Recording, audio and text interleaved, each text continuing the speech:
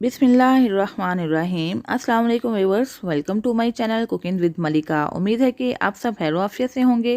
अल्लाह ताला आपको हमेशा होश और आबाद रखे, आमीन सुम्मा आमीन। तो व्यूअर्स, आज हम एक मज़ेदार किस्म की रेसिपी लेकर आपकी खिदमत में हाजिर हैं। आज हम मसाला कोफ्ता बनाने जा रहे हैं। बिल्कुल ही मुनफरिद और मज़ेदार सा टेस्ट आएगा। बनाने में बहुत ही ज़्यादा आसान है, खाने में उतना ही लाजवाब है। इंशाल्लाह व्यूअर्स, आपको ये रेसिपी ज़रूर पसंद आएगी। रेसिपी अच्छी लगे तो प्लीज़ लाइक और शेयर कर दीजिएगा। अगर आप चैनल पर नए हैं तो चैनल सब्सक्राइब करके बेल आइकन प्रेस कर दीजिएगा, ताकि आपको मेरी नई नई वीडियोस की नोटिफिकेशन फ़ौरन से मिल सके, जो फ्री ऑफ कॉस्ट है। तो यहाँ पे बस हमने आधा किलो मटन का कीमा ले लिया है, यानी कि छोटे जानवर का कीमा। इसको धोने के बाद हमने बास्केट में डाल दिया था, ताकि इसका सारा पानी निकल जाए।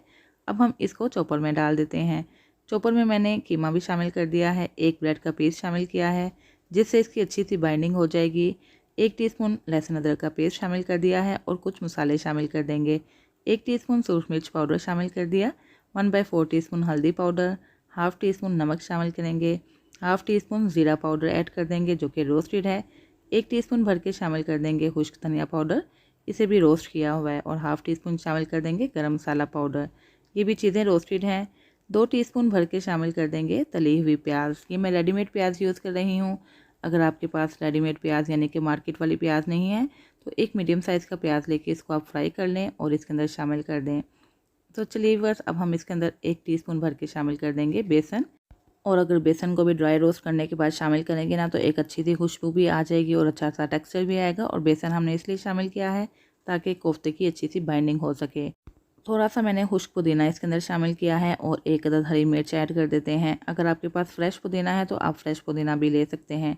तो चलिए बस, इनको अच्छे तरीके से हम चॉप कर लेते हैं, ताकि एक फ़ाइन सा स्मूथ सा बैटर बन जाए। तो यहाँ पे बस आप देख सकते हैं इस तरह का ही हमें बैटर चाहिए, कितना अच्छा सा बन चुका है। इसको शिफ्ट कर देते हैं एक बाउल में, और बाकी जो हमारा मटेरियल रह गया ना, उसको भी हम इसी तरह ही ग्राइंड कर लेते हैं।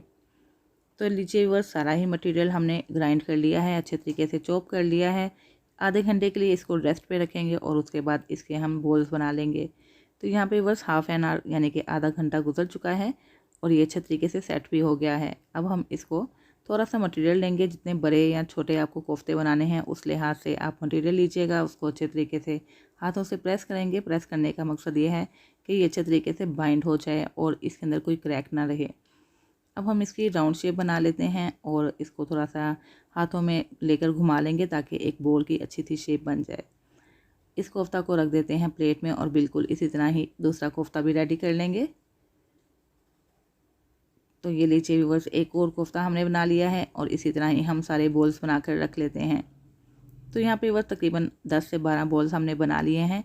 अब हमने इसको फ्राई करना है। फ्राई करने के लिए एक पैन रख देते हैं चूल्हे के ऊपर और इसके अंदर थोड़ा सा ऑयल शामिल कर देते हैं। इसको हमने शैलो फ्राई करना है। ऑयल जैसे ही गर्म होगा इसके अंदर कोफ्ते शामिल कर देंगे। फ्लेम हमने मीडियम रखना है और मीडियम फ्लेम पे हमने गोल्डन कलर आ जाने तक इन सारे ही कोफ्तों को फ्राई कर लेना है।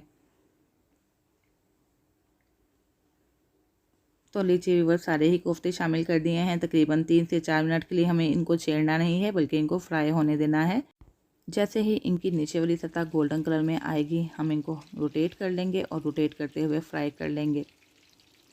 और भी बस तकरीबन 7 से 8 मिनट लग जाएंगे इनको फ्राई करते हुए। फ्लेम मीडियम ही रखेंगे और मीडियम फ्लेम पे हम इनको रोटेट करते हुए यानी कि हिलाते हुए चारों तरफ से इक्वली फ्राई करेंगे गोल्डन कलर आ जाने तक।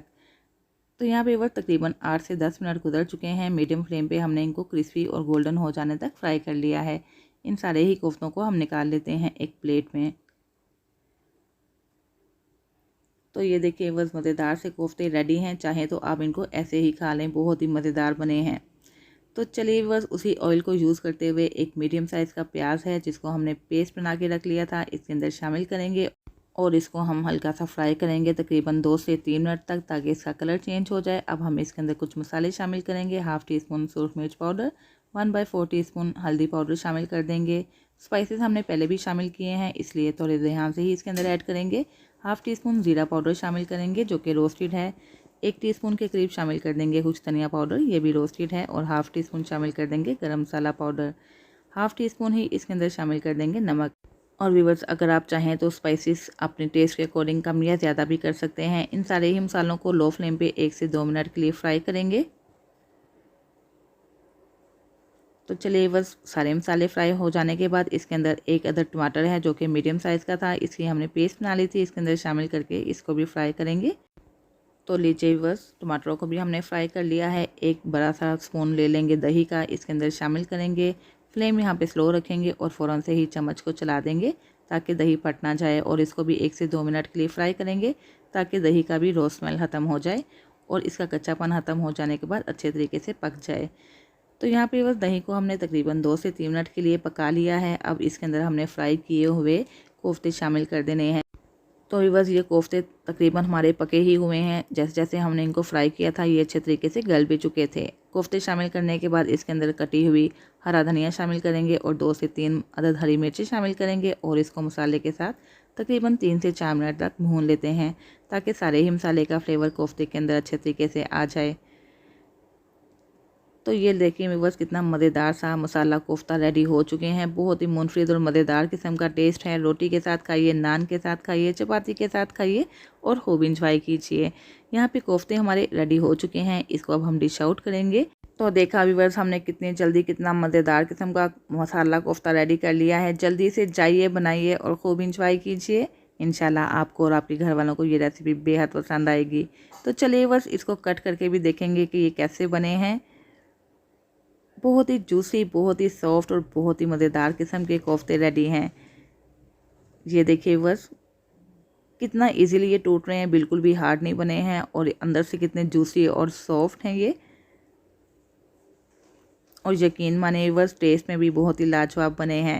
तो चलिए बस इजाज़त दीजिए, फिर हाजिर होंगे इंशाल्लाह एक नई रेसिपी के साथ। अपना बहुत सा ख्याल रखिएगा, मुझे भी दुआओं में याद रखिएगा। अल्लाह हाफिज़।